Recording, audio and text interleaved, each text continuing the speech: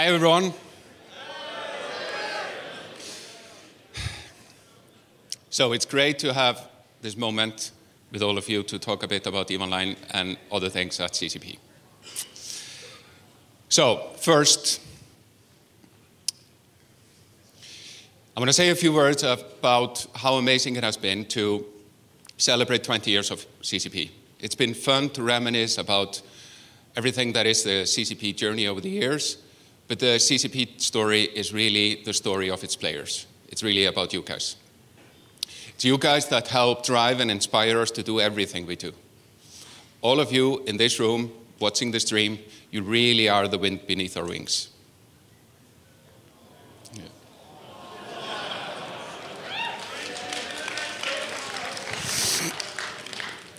We spend most of our time talking about what you guys want and how best to deliver it.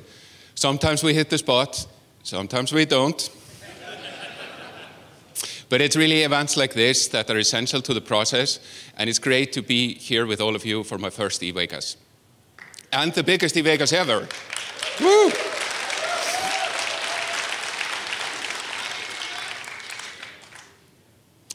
And we're almost about ready to celebrate 15 years of EVE Online.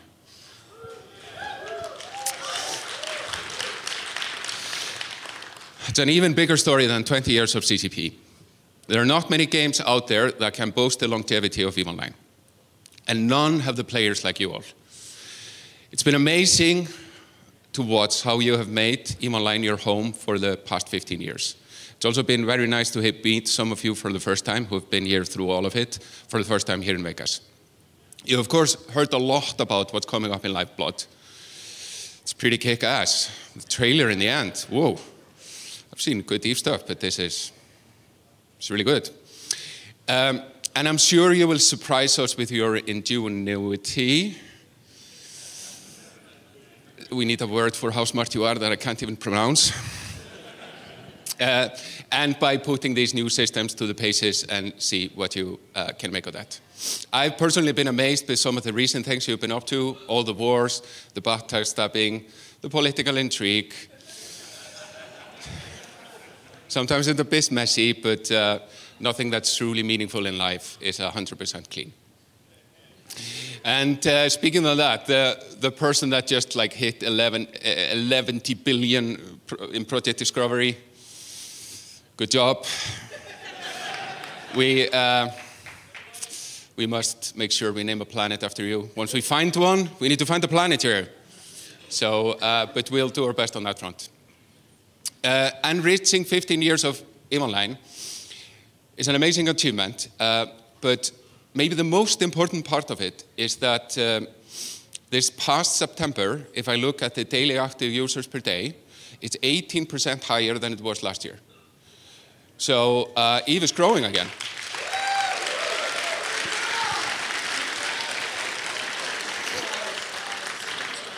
So that really means that when we cross through basically the half mark of the second decade, we will have a vibrant, growing game, and I think that's an absolute word first.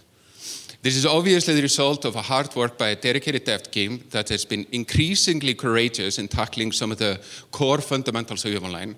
Some of the people are here in the audience with us or in the room next door to make space for everyone here, or they're watching the stream. Please join me in giving them a great hand for all their hard work.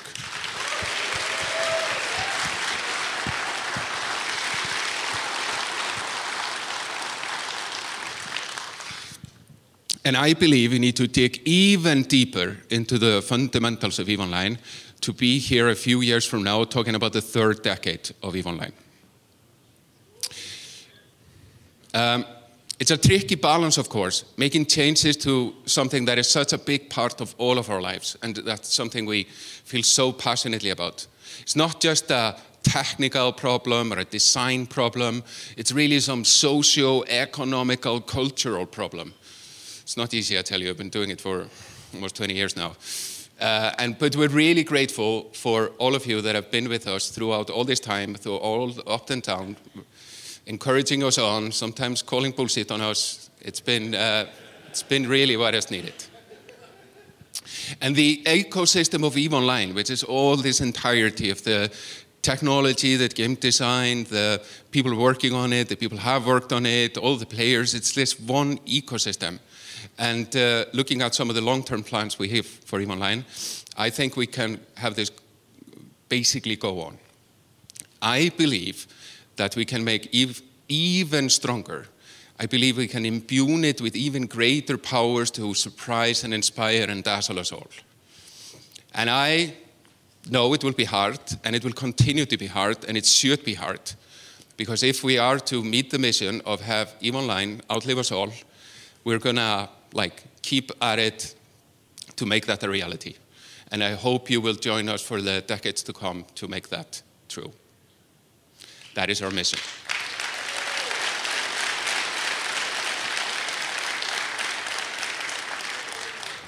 But as I discussed at FanFest this year, we're also doing other things at CCP. All that we want to explore and innovate cannot all be done in EVE Online for the kind of the first go. We've tried that, but that's just too much innovation burden on EVE. EVE has to go on its own pace. So exploring other things in other games helps us increase our innovation capacity and sort of explore new technology and techniques, which then in the future are able to make EVE stronger. So often, even if we are making and working on other games and doing things first in other games and then maybe or maybe not bringing it to EVE, that is important because what we did before where we tried to poke everything that we wanted to try out into EVE, that wasn't a super productive process. So all of these other things we're doing, they are really important to kind of find the next unlock for the next stage of evolution for EVE Online. And one of those efforts is Spark, which we released on PlayStation VR. It's our experiment as a VR sport. People have been having a lot of fun, sweating in the living rooms. I think we even found a way to help people get in shape and lose weight. I know a few people at CCP even that have done so. One of them was here earlier on stage. He's an awesome Spark player. So the mad geniuses at CCP Atlanta, led by CCP Dreamcrusher, have delivered something truly amazing.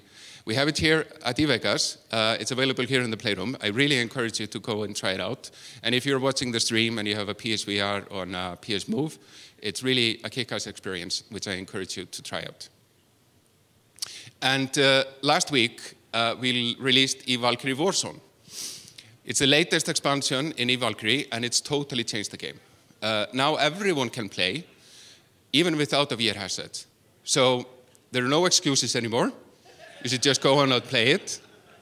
Now, the team in Newcastle has done an amazing job in bringing the experience out of VR, and it's a ton of fun. Make sure to get your hands on it here. It's a whole lineup there in the play area, if you haven't tried it out yet. And there is a lot to look forward to in 2018. I want to say a few words about two projects, which are due to release for next year. And they are going to help us expand the EVE universe. They're going to help us explore new things, figure out new stuff, which either comes to EVE or just becomes a very valuable citizen in the EVE universe. The projects are a little bit different for us than before because we have been working with other studios in making these games happen. So instead of just doing it alone, as we have usually done it, we have now more recently been partnering with other game developers to bring up new game experiences, and that has proven very productive. First, I have Project Noah.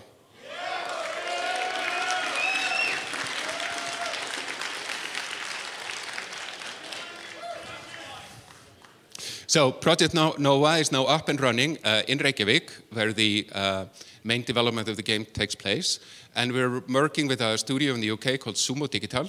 They've worked on games like Hitman, Dead Island 2, Crackdown 3. I don't have a lot to say yet. We will have more soon. Which, I know. It's a bit of that.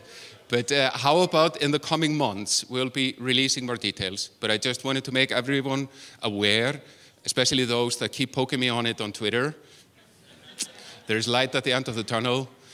We really are heads down working on this game, and we will have more to talk about it in the coming months. So wait for that.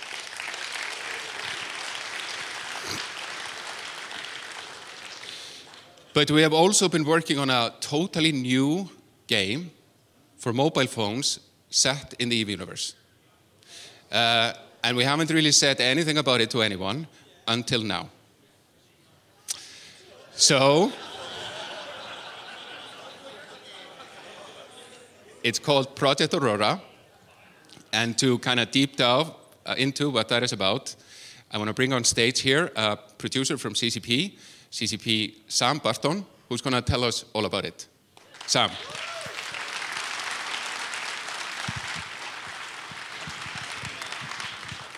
How's everyone doing? Yay.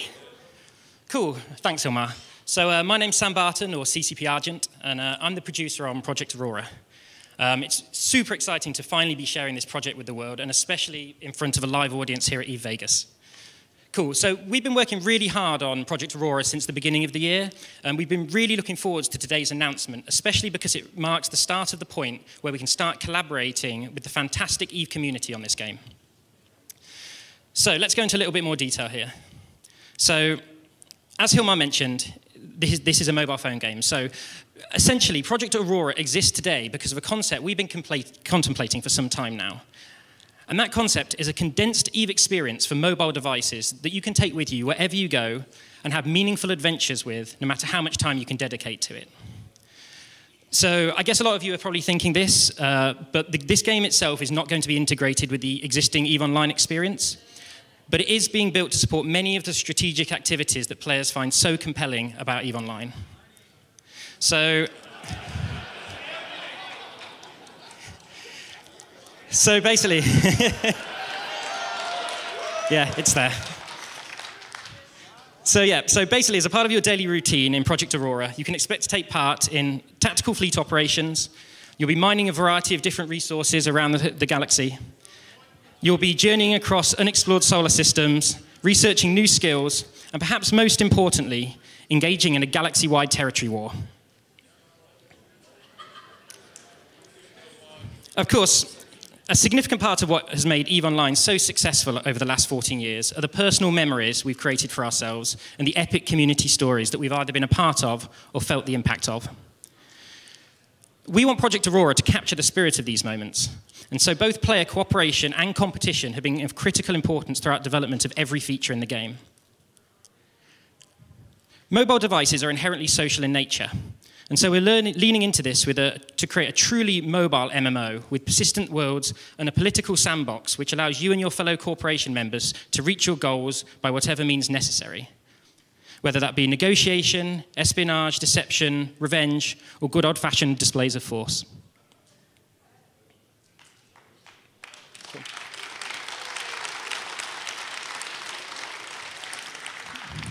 Cool. So it's all very good having a vision, but when we had that vision, we then kind of turned our attention to logistics, and we were asking ourselves the question, how can we actually get this game made? You know, while CCP, we've released mobile titles in the Gunjack series and the ePortal companion app, we also knew that what we wanted to do here with Project Aurora is something very different indeed. We were really confident that when it came to world building and community engagement, we could employ over a decade of experience from EVE Online to do a really good job here and do the vision worth. But it also became clear that we would also need to work with experts in the mobile strategy field.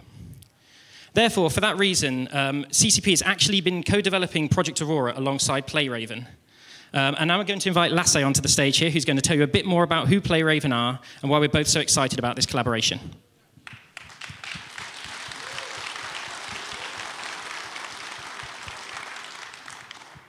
Thank you, Sam.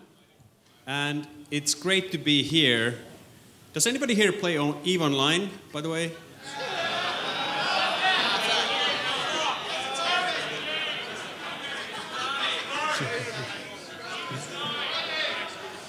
Yeah, I hear you.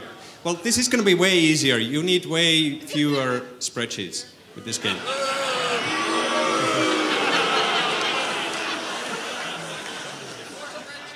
Okay, let's get on with the program. So I'm Lasse Seppänen. I'm the CEO, co-founder at PlayRaven. I'm probably best known for my role in the PC Xbox game Alan Wake.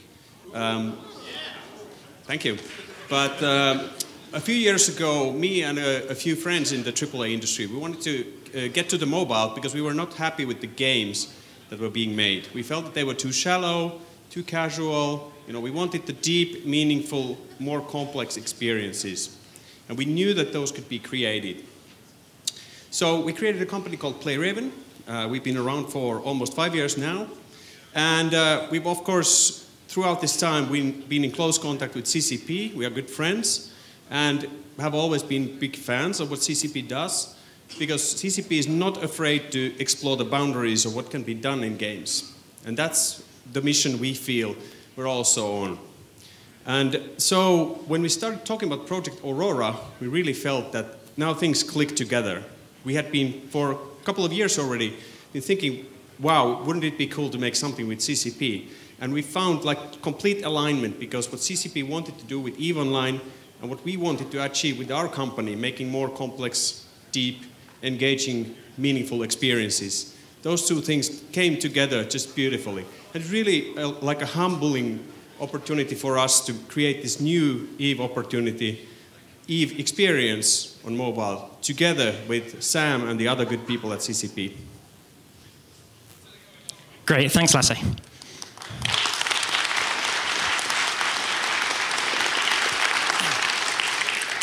So, as Lasse mentioned, kind of one shared value that made the partnership between CCP and PlayRaven particularly compelling was our mutual desire to involve the community in the development of the game as early as possible. So, we really want players to take an important role in shaping Project Aurora into something that they want to play, something that you want to play. And this has basically been part of the plan for this game from day one and will continue throughout the life of the game. So we've only really been working on the game for a little over 9 months now, and as you'll see shortly, it is still very much a work in progress. However, we felt strongly that now was absolutely the right time to start engaging with the fantastic EVE community and understand what it is that you want from this game. Cool, so now you know a little more about our vision for Project Aurora. Let's dig into a little more about where the game is today. So, Project Aurora is really all about a journey to the center of the galaxy and the search for untold power. Now, you'll be doing this by utilizing jump gates that you find around the galaxy. Unfortunately, these jump gates are ancient and they have fallen into disrepair. And so you'll need to be out there collecting ancient relics, both to repair them and to power them up for you and your constant journey towards the center of the galaxy. Unfortunately, you're not going to be alone out there. There are other corporations who want to do it, and they want to do it faster and better than you. So essentially, you need to be suppressing your competition, and you'll be accumulating territory to do this, and controlling the limited resources that are out there on each star map. And the reason you want to do this is because those resources will help you advance your personal space station.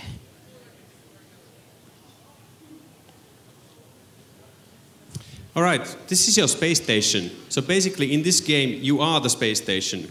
And of course, it's your most important resource in the game. It gives you a visible sense of progression, because you can see new modules that you build attached to the station, and you can unlock new features that way, and you can also enhance the sort of things like the size of your fleet or the speed of your research and so on.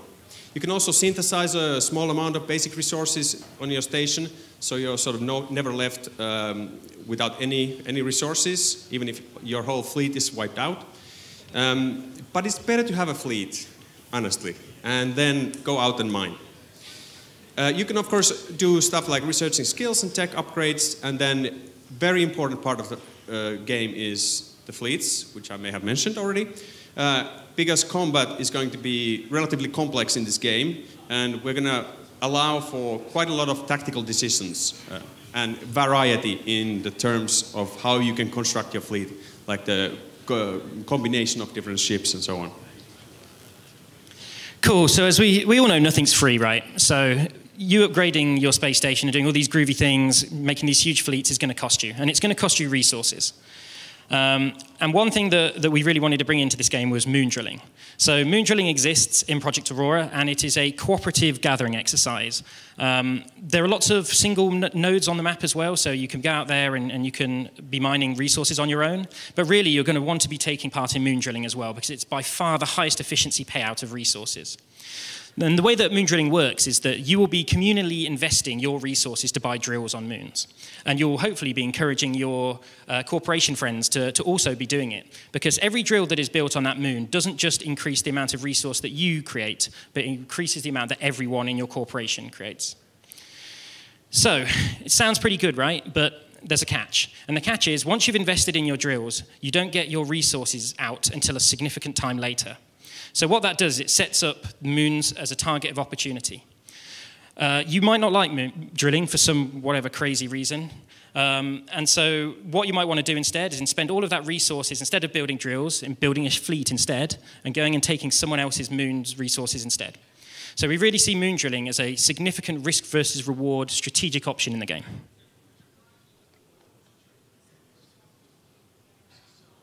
Now here's the thing, it's really fun to mine the moons, and they're a big sort of source of resources for you and your corporation. But the problem is they might not be in your territory. If they're not in your territory, you're unable to mine them. So this is where outposts come in to play. You might have noticed that our star map is divided into hexagons, like large areas, and each of them has an outpost at the center of that area. So basically, the way you conquer territory in this game is you have to take over the outpost. And this will give you access to all the resources in that area, and a strategic advantage, of course, because then you can teleport further in the game. And also, you might be causing trouble to your rival corporations because they might have a longer way to their resources and so on. However, we wanted to make sure that the game isn't, super twitchy in the sense that you would have to be worried about attacks coming from all sides at all times. So all the outposts have times when they are vulnerable and when they're not. So there are phases to this. So you can be certain that that outpost is going to be, for the next 3 hours, that's going to be safe. I can now focus on this other stuff here, which is sort of under attack. And the way you conquer these outposts, you have to hold them for an hour. So you can't just go and wipe out the fleet defending it. You have to actually hold it for an hour. Cool, so everything we've talked about so far really plays into one thing, and that is the Relic Wars. So as I kind of mentioned with the key objectives of this game, you want to be building, repairing, and powering up stargates to be able to jump to the next map and get closer with your corporation to the center of the galaxy. So Relic Wars is integral in this, and it's basically a phased star map-wide conquest between every corporation currently on a star map. So it's split into 2 phases, and the first phase is the preparation phase, where you and your corporation mates will be donating all of your resources in exchange for temporary buffs. And those buffs will be used in phase 2 during the domination phase, where you'll be sending your fleet to the center of your star map to be collecting relics from the section there. It works very much similar to territory, but on a much wider scale and at a very concentrated time. So you can expect that when the relics open for attack, there's going to be a lot of action there in a very short amount of time. Cool, so we briefly then kind of touched on some of the main features that involve both cooperation and competition in the game. And I just wanted to double down on what we said earlier about how our feedback on all of these features and this game that we're building here is really, really important to us. It is quite early in development for us, but we felt that it was at this time we want to get your input on how we can make this game better and how we can make it for you. So feedback is super, super important to us. That being said, from what I've said over the last 10, 15 minutes with Lasse here, we know that is really no substitute for hands-on experience for the game. So it's really our intention that we get a playtest out there in the near future, in the really near future, in about 30 minutes' time. So, yep, everyone here at EVE Vegas will be the first in the world to have an exclusive playtest on a 3-day pre-alpha of Project Aura. Please be gentle. Yeah. Don't be gentle. So essentially, Project Aura is, as we said, it's a pre-alpha experience, and so you are going to see some unfinished things in there. You may occasionally come across bugs, crashes, and a few errors. There's definitely some assets in there that aren't final. But that being said, there are some benefits as well of us doing this.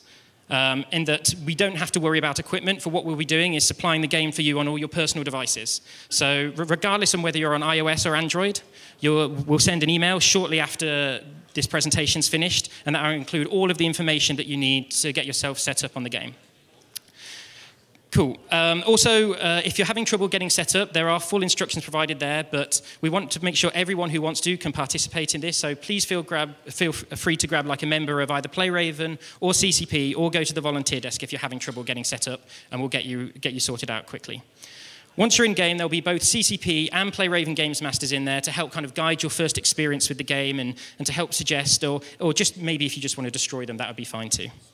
Especially Hilmar, who we know will be on a plane about 6 hours from now. Cool. Also, we wanted to add a bit of spice to this, so we decided to throw in a competition in there as well. So we're going to have a competition with 2 winners. And basically, the players with the highest station level in the 2 corporations with the highest number of relics by the time that the event is over at the end of this weekend is going to win. And we have 2 Samsung Galaxy S8s, which have been donated to us by our friends at Samsung. And they're going to be awarded at the closing ceremony, of which you need to be present for eligibility, so make sure you're all there. On top of this, we're also going to have a roundtable on Sunday, which is really the most important part of this whole weekend for us, which is where you can come to us with your experiences with this game and tell us exactly what you think about it, what you don't like, what you do like, what you want to see more of. And so I can't wait to see that on Sunday and see all how you're doing with the game. And we really hope to see you all on the star map. Thank you, everyone.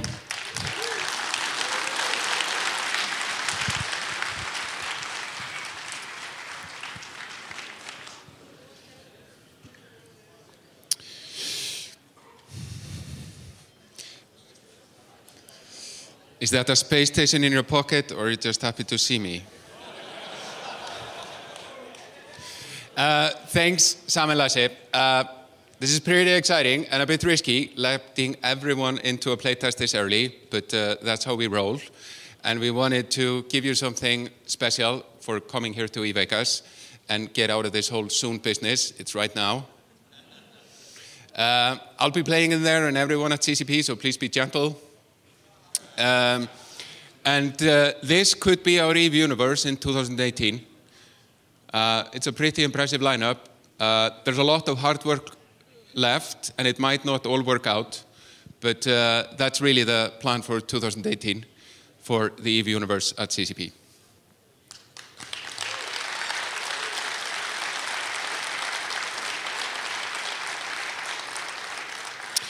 So I want to thank you all again for coming, and have an awesome eVegas. Thank you.